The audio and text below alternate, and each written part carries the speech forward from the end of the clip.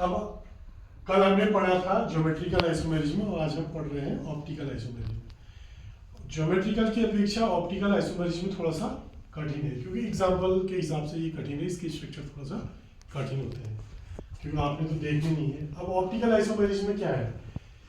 Optical isomerism में क्या होता है, जो आइसोमर होते हैं उनका समतल ध्रुवित प्रकाश के प्रति व्यवहार भिन्न होता है। एक अगर व्हाइट लाइट जो है, इसको हम निकोल एक प्रिज्म है उससे हम गुजारते हैं तो वो समतल ध्रुवित प्रकाश में चेंज हो जाता है, प्लेन ऑफ पोलराइज्ड लाइट। ठीक, तो इन यौगिकों का क्या होता है, समतल ध्रुवित प्रकाश के प्रति इनका व्यवहार भिन्न होता है। यदि इससे ध्रुवित प्रकाश गुजारा जाता है तो ये रोटेशन उनका बदल जाता है, या तो वो दक्षिणाव्रत घूमते हैं या वामाव्रत घूमते हैं, डेक्स्ट्रो रोटेटरी और लीवो रोटेटरी। तो इस प्रकार के जो यौगिक होते हैं उनको हम कहते हैं ऑप्टिकल इनेंशियोमर। ठीक है, समतल ध्रुवित प्रकाश के प्रति ये अपना व्यवहार भिन्न करते हैं और इनको एक दूसरे पर अध्यारोपित भी नहीं किया जा सकता है। एक जैसे एक बॉल को दूसरे बॉल के ऊपर हम रख सकते हैं तो इनको रखा नहीं जा सकता, अध्यारोपित नहीं किया जा सकता है। तो समतल ध्रुवित प्रकाश के प्रति इनके व्यवहार भिन्न होने के कारण ही इनको ऑप्टिकल आइसोमर कहा जाता है। ये कोऑर्डिनेशन नंबर 4 में भी होते हैं और 6 में भी होते हैं। 4 में ये स्क्वायर प्लेनर में भी पाया जाता है, टेट्राहेड्रल में भी पाया जाता है और कोऑर्डिनेशन नंबर 6 में पाया जाता है। वैसे सबसे अच्छा एग्जांपल जो सरलता से हम समझ पाते हैं वो कोऑर्डिनेशन नंबर 6 में आता है, वैसे 4th में भी होता है। इसके लिए एक शर्त और है कि इसमें बाइडेंटिएट लिगेंड होना जरूरी है। बाइडेंटिएट लिगेंड होगा तो उसी में ये होगा। और ये कौन सा ऑप्टिकली एक्टिव है, कौन सा ऑप्टिकली इनएक्टिव है, इसके प्रकार हम इसको देखेंगे और इनकी मिरर इमेजों से ये माने जाते हैं, ये एक दूसरे की मिरर इमेज होते हैं।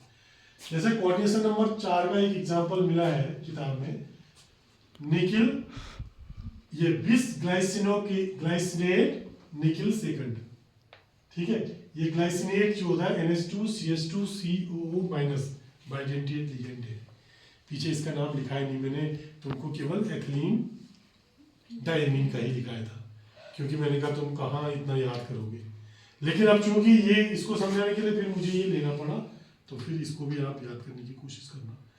वैसे अगर आपको आता है ऑप्टिकल आइसोमेरिज्म में किसे कहते हैं, तो आप कोऑर्डिनेशन नंबर 6 का ही एग्जांपल दे करके भी समझा सकते हो।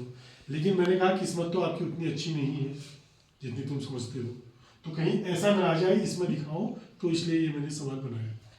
तो ये देखिए कैसा होगा, बनाने के लिए सरल है। ओ और एन ही दिखा है, ये ऐसे नहीं दिखा है। एक साइड ओ से जुड़ रहा है, एक साइड एन से जुड़ रहा है। ओ और एन का मतलब ये है ग्लाइसिन। ठीक है, तो ये ऐसा हो गया। इसका मिरर इमेज ये बन गया। जो समतल ध्रुवित प्रकाश के तल को दाईं तरफ घुमा रहे तो उनको डेक्स्ट्रो रोटेटरी कहा जाता है, डी, और जो बाईं तरफ घुमा रहे तो उनको लीवो रोटेटरी कहा जाता है। ये कोऑर्डिनेशन नंबर 4 का है ये आपका, ये डी और एल यहाँ पर दिखा दिया। ठीक, स्क्वायर प्लेनर फॉर्म है। ठीक है, अब एक दूसरा एग्जांपल है कोऑर्डिनेशन नंबर 6 का, COEN का होल बाई Cl2। ये एथिलीन डायमीन आपको दिख गया। ठीक है, एथिलीन। तो डाइक्लोरोबिस एथिलीन कोबाल्ट थर्ड इसका एक आयन है। तो ये ऑप्टिकली एक्टिव है। देखो कैसे 6 लिगेंड लगे हैं। ये EN यहाँ से जुड़ा है, एक और 5 से जुड़ा है, ये EN यहाँ से जुड़ा है। ठीक है, ये इसकी डी फॉर्म है। क्या फॉर्म है? D form. और इसकी मिरर इमेज ये है। एक दूसरे के दर्पण प्रतिबिंब भी होते हैं।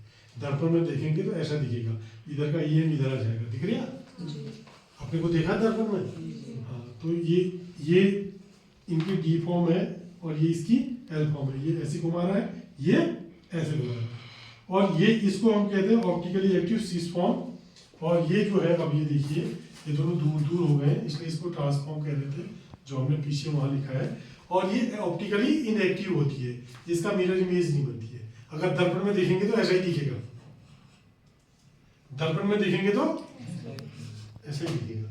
तो मिरर इमेज डी और एल इसमें बनते नहीं, ये ऑप्टिकली इनएक्टिव है इसका यही। ठीक है, तो इस प्रकार के जो भी आइसोमेरिज्म में होगी उसको क्या कहते हैं हम? ध्रुवण समानता या ऑप्टिकल आइसो। अब आपकी किताब में इसके जितने एग्जाम्पल दिए भैया, एक बार उनको भी बना लो, उनकी प्रैक्टिस कर लो, बाकी फिर देखते हैं।